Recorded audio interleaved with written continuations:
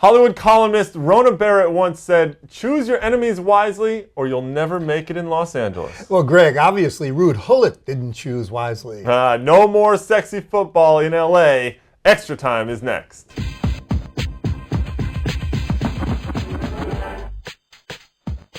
Welcome to ET, everybody. I'm Greg Lawless alongside Shep Messing as always, and we're going to get to all sorts of other stuff later on, like the crowded playoff race in the Western Conference and the stiff competition for the Golden Boot, plus, of course, the Volkswagen Wow Moment of the Week. But obviously, there's only one story that can lead off the show, and that is the huge shakeup in Los Angeles. Well, you know what's happening? It's the Beckham show, the Beckham PR machine. They've taken over the Galaxy. Well, it was announced on Monday. Head coach Ruud Gullit resigned from the Los Angeles Galaxy. President and general manager Alexi Lalas was sacked, as the British would say. Shep, let me ask you this. Are you surprised that they both went in the end? There were rumors that one was going to go, but in the end, they were both gone. Well, let's clarify one thing. I mean, Ruud Gullit, he could say whatever he wants. They were both fired. That's just a PR spin by the Galaxy. I'm not surprised. I mean, it's a team in turmoil. They've invested a ton of money in Beckham. Things are not going well. Well, Kobe Jones takes over now as the interim coach. Do you like the move to bring Kobe in? He only has about 8 months experience as a coach. He was Ruud's assistant. I mean, this is a team that is in turmoil. Is that a way to get him straightened out? Well, first of all, I love Kobe Jones, but he's got about one game or two games. He's not going to be their coach. No, probably not. You got to imagine that when LA makes this move, they have somebody in mind already. I mean, they're right now on a 7-game winless streak. They've dropped down to 4th place. And they have the Super Classico coming this week against Chivas, who's also struggling, though. It's a game that maybe could help them out to get back on a good groove. Where does this team end up going toward the rest of the season? Well, first of all, let me back up and say goodbye and good riddance to Ruud Gullit. I never thought he would work out. I thought it was a poor choice. As for Alexi Lalas, and I'm preaching to the choir, you're his brother. I mean, this guy has been with Major League Soccer as a player, in television, as a president, since the very first day. So I actually think Alexi will find his niche and he'll be better off. I wish him well. As for the team, you know, lots of rumors about big names out there. Is it Bruce Arena? Is it Paul Mariner? Who knows who the next coach may be, but they're going to inherit a team that still has trouble. Well, as we said, Los Angeles has slipped to 4th place in what is becoming a very tight race out west. Right now, Shep, all 7 teams are within 8 points of each other. I mean, even San Jose is now undefeated in their last 4 games. But let's look at all of these teams and sort of see where are they going to play out by the end of it, right? Well, so we're going to agree on one team, right? Houston? Houston. We have to agree on Houston, of course. I mean, right now they're in 2nd place, but they're obviously playing very well right now. You and I would probably agree that they're set to make the playoffs. Yeah, right? I love Ching. I like Nate Jakwa with them, so they're playing as a team. A big addition with Jakwa. Now let's look at Real Salt Lake. They're on top of the West right now. An unexpected position for them, obviously. You know, they're playing well. They have a lot of firepower in the midfield with Javier Morales and Kyle Beckerman, and the defense is playing fantastically so far. But do they have enough to make the playoffs and even to stay in that top spot? Well, kudos to you, Greg. You predicted early that they do well. I thought they would also, but I don't think they have enough firepower up front. I like the defense. I like Ramondo in goal. I like him in the midfield. Not enough proven strikers. Now, they also only have 4 home games left for them. That means a lot of travel for them as the season goes on. Robbie Finley, though, I still like him up top. I think he can score some goals. They have a huge game against Houston, top of the table clash this weekend coming up. Now, some other teams to look at that are on the cusp right now.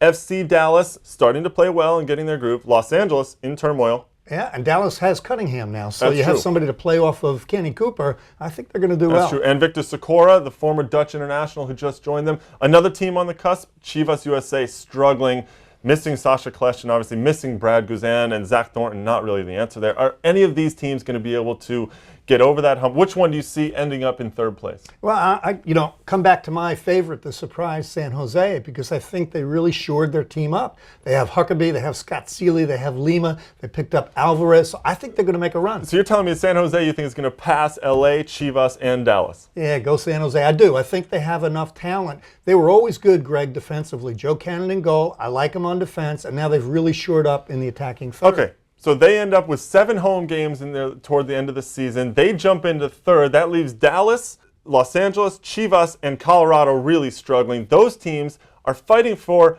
arguably that 4th spot, but they also have to beat the Eastern Conference teams to make it into the playoffs. Yeah, Greg, because of the playoff format, we've just gone through the teams. You can't worry about all the different logistics. You have to go play the next 90 minutes, try and get maximum points. Well, my feeling on this, Dallas is the team that's going to end up doing it. I love watching Kenny Cooper. He's scoring at will. Whether Cunningham actually fits in or not, I really don't know, but I think that Schellas Hyndman has that team starting to play a little bit better, but have a little bit more confidence in themselves. So I see FCD making it, but it's the Wild West. You never know who's going to actually make it. It's going to be something to watch in the final third of the season. Well, the only thing tighter than the Western Conference race is the race for the Golden Boot. Right now, 4 players are in the running. Kenny Cooper, he's got 13 goals. Landon Donovan also has 13 goals. Edson Buttle of Los Angeles has 12, and Luciano Emilio at 11. Maybe Brian Ching, Jaime Moreno with an outside shot. But do you think any of these players can get to 20, the magic number? Greg, I hate talking about goal scorers. Typical goalkeeper. I'm going to give you the one, and it's really not just the players. Nothing against Buttle, nothing against Landon Donovan, nothing against Emilio, but your team has to play well. I think Kenny Cooper. I think his team is going to do well. Kenny Cooper has been prolific. I think he's going to hit 20. And arguably also playing for a huge contract in Europe. Maybe if they end up selling him in January, they decided not to sell him this August. So motivation. Huge motivation. Now, this whole battle, I think, plays out. It reminds me a little bit of 2002 when Taylor Twellman and Carlos Ruiz were going at it. They ended up playing each other in the finals as well.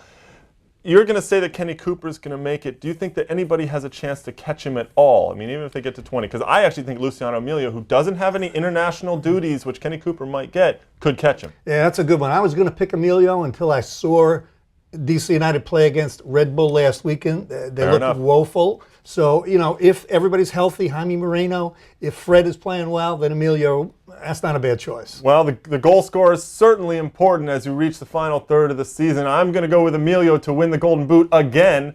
Shep? Kenny Cooper, 20 goals. Let's look at some of the news and notes around the league. Players still coming in on the transfer window. There was a rumor of Freddie Ljungberg, the Swedish international, coming, and then the league found out that he was $1.7 million for his often injured legs. But a player that is coming in, Corey Gibbs, the former U.S. international. This is a huge pickup. This guy's a great player. Greg, I don't think there's any question. You talk about Corey Gibbs, all the talent as a player, but historically you have to be concerned about his injuries. That's true. They needed a defender. They picked him up. He's had all those injuries, but... Well, Greg, as a former defender, it's easier for a defender to come into a new team and get assimilated. All he's got to do is win the ball, play it out.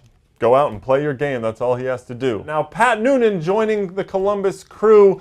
He was actually signed by New England again and then traded to Columbus. I think this is a huge get for Columbus because this is a player with a lot of guile, the ability to hold on to the ball. He should be able to play alongside Barros Schelotto very well. Obviously, Barros Schelotto has the skill to play the possession game. Robbie Rogers and all of his speed.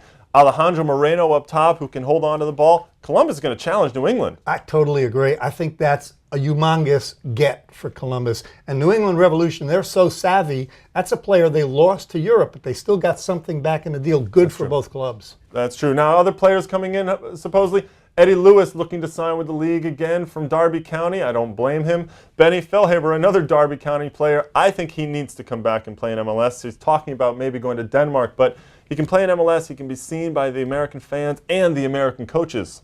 Yeah, perfect for them to come back. It doesn't always enhance your career to go to Europe.